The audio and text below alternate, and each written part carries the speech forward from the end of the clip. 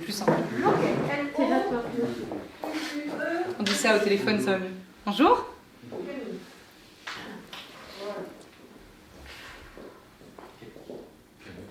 T'es en quelle classe, Camille? En première. Bon, tu commences dès que tu veux.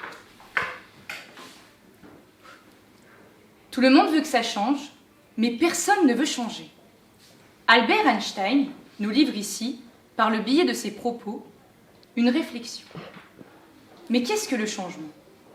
Le changement est une action permettant de passer d'un état à un autre, et il est prépondérant dans notre vie. En effet, dans votre quotidien, vous êtes amené à changer, que ce soit de goût, d'envie et même d'humeur. Mais vous l'êtes d'autant plus tout au long de votre vie, puisque vous changez de physique, de personnalité et parfois même de mentalité. Mais Albert Einstein nous parle-t-il ici d'un changement qui n'est que superficiel? Je pense que non. Je pense qu'au contraire, il nous livre ici un changement profond, fondé et décisif. D'autant plus que cette phrase ne laisse personne indifférent, puisque l'instinct humain, une fois lu, n'a d'autre choix que de se faire un avis. Eh bien, sachez, mesdames et messieurs, que je ne suis pas d'accord avec la citation de M. Einstein.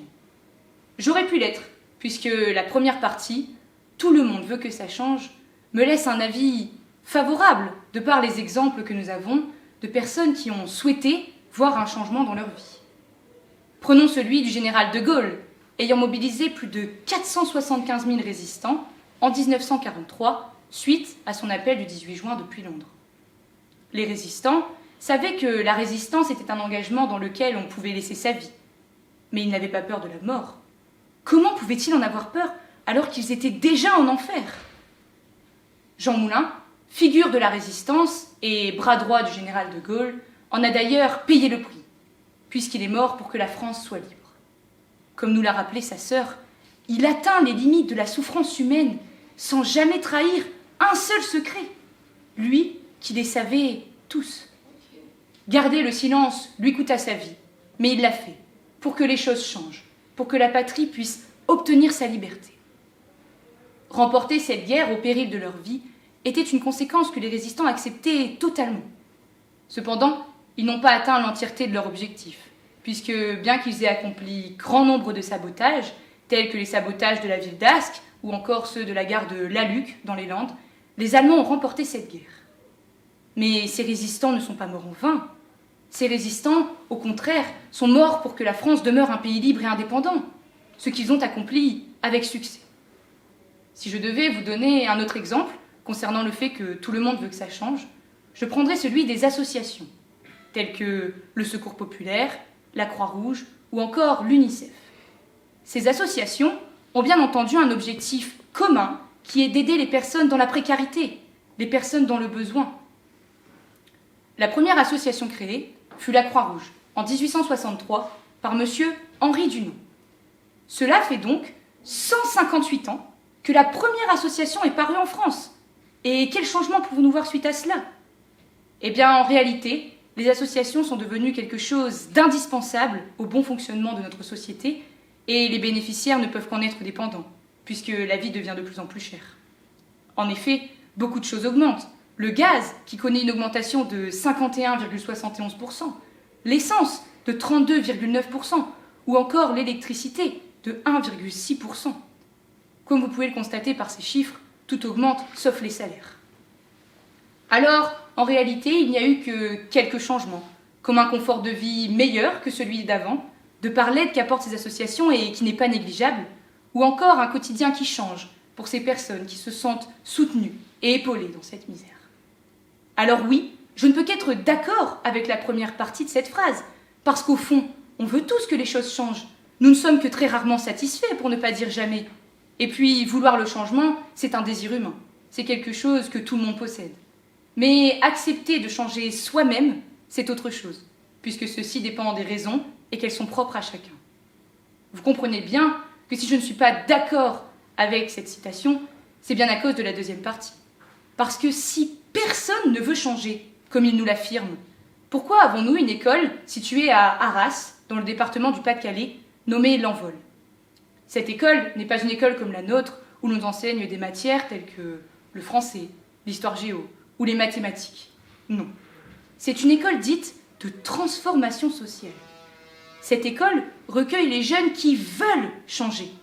Parce que oui, au sein de cette école, des jeunes ayant vécu des choses horribles, des jeunes ayant subi des violences de par leurs parents, des violences sexuelles, des abandons, et même encore des jeunes ayant été dans le trafic de drogue ou de stupéfiants, car ils n'avaient guère d'autre choix.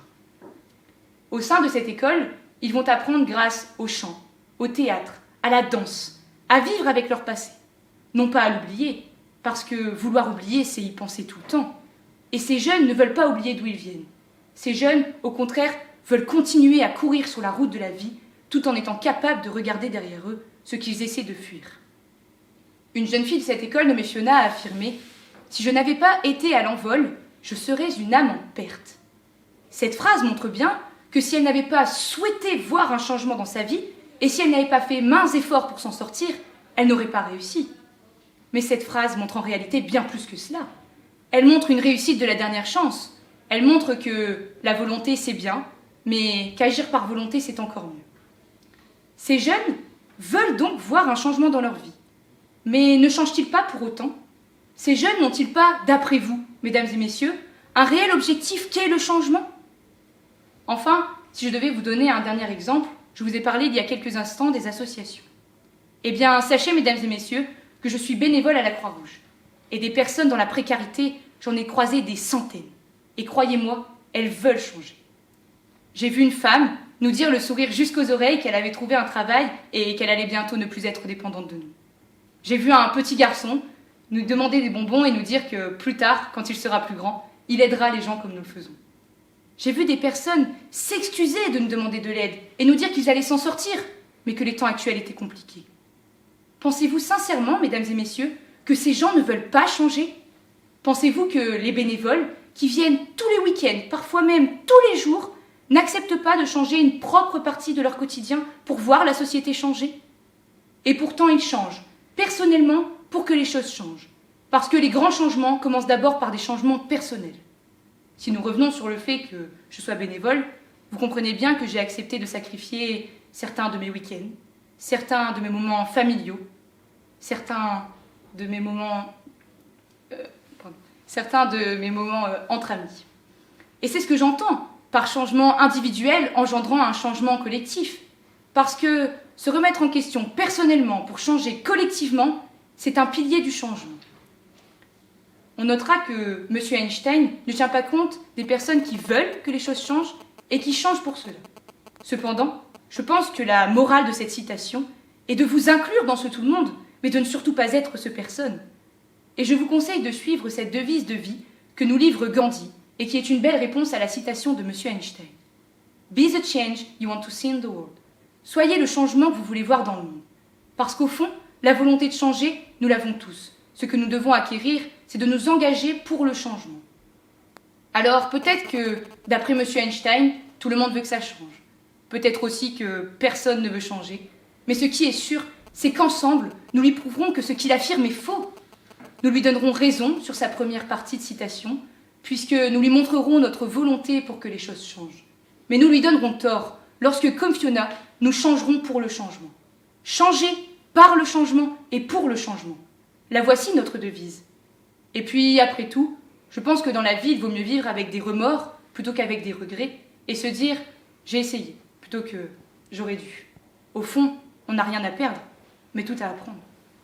Je vous remercie. Merci.